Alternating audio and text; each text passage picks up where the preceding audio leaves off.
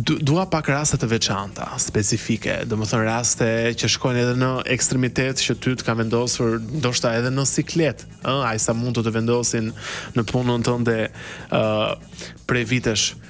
Një rast për shembull që ty të ka ngelur në mendje së fundmi ose rasti më i veçantë i gjithë karrierës tënde.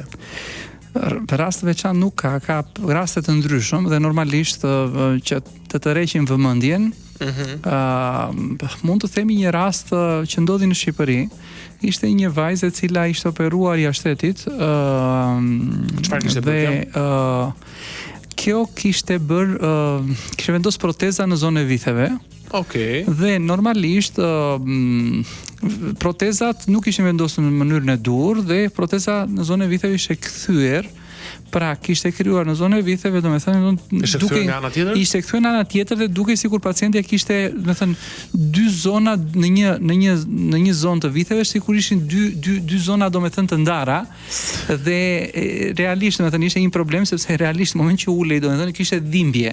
Po flas domethënë në përgjithshmërinë e saj, çdo gjë që bënte në jetën e saj, domethënë proteza në moment që ishte spostuar nga ajo që është pozicioni ideal, sepse kur vendosen një protezë, sigurisht proteza tani nuk i vendosin më se ka shumë vite sepse japin problematika më të mëdha. Po si rritën vitet nëse nuk vendosin proteza? Ti mund të vendosësh, mund të përdorësh dhiamin tënd për shembull, dhiamin e trupit dhe një Shqipëri një problematikë sigurisht ka operator, ti themi se nuk e di nëse janë mjek, sepse mjekët shpeshherë dhe nuk i bëjnë këto gjëra, të cilët marrin acid hialuronik dhe i vendosin në vithe.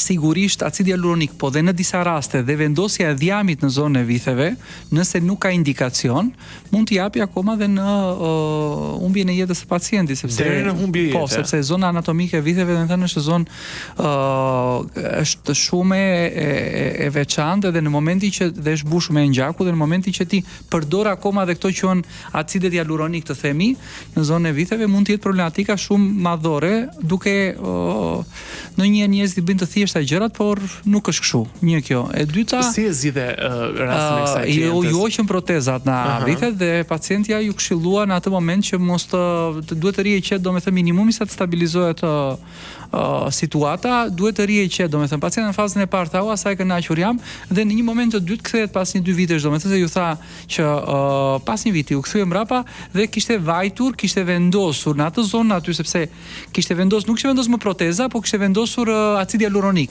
E kishte mbushur me acid hialuronik. Dhe acid hialuronik aty, nëse në zona të tjera për shkak në një pacient që kishte bërë asnjë gjë, stabilizoi shumë thjesht, pra nuk duket, të themi, aty fakti që kishte një tip depresioni, pra ishte bosh në zona që ishte vendosur proteza e parë, acidi hialuronik aty merrte forma të ndryshme.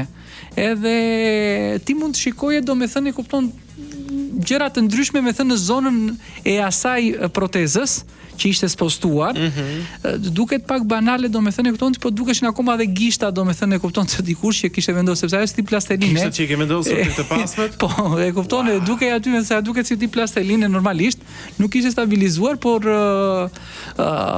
pacientit i duke një situatë e tillë. Pra, imagjino se është shumë e trisht, për shembull, ajo vajza ose një vajzë mund të investojë tek të pasmet e saj, lejo ti bëj unë këto komente, tek të pasmet e saj për të qenë më sensuale tek partneri që ai ta preke më shumë, fapa i vendos dorën aty dhe ngelen gishtat.